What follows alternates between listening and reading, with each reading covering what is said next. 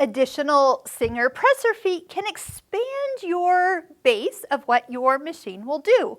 And with most Singer machines, just some basic accessory feet will come with it, such as a zipper foot, a blind hem foot. I've often used this for edge stitching and overlock stitches because this guide is adjustable. This one's great when I do decorative stitches or satin stitches or applique because number one, it's clear, and underneath there's like a cutout, so anything that's thick that I've created and it's dense, there's room for the stitches to flow out the back side of the machine.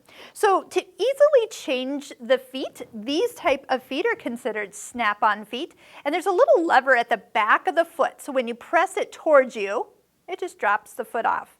Now I've put a piece of fabric here just so it's a little easier to see.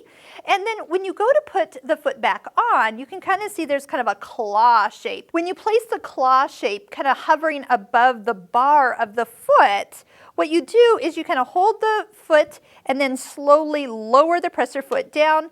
And if it's lined up, it clicks into place. If it doesn't, you can kind of feel like, oh, I can just move that foot forward or back just a little bit and click. That's traditionally how you change feet. Now there are times where this screw here on the side of the machine, we will take off not only the snap-on foot, but also this little ankle, and that would be where you would attach, say, a walking foot or a free motion quilting foot. Both of those are additional accessories, which are awesome to get because now you're talking about feet that can help you through quilting projects or quilt your project itself. The walking foot's good if you've got a lot of stretchy fabrics. That can help you immensely. So most of the time it's just the quick on and off with the button on the back, or you'll use your screwdriver to take the screw off the ankle off the side.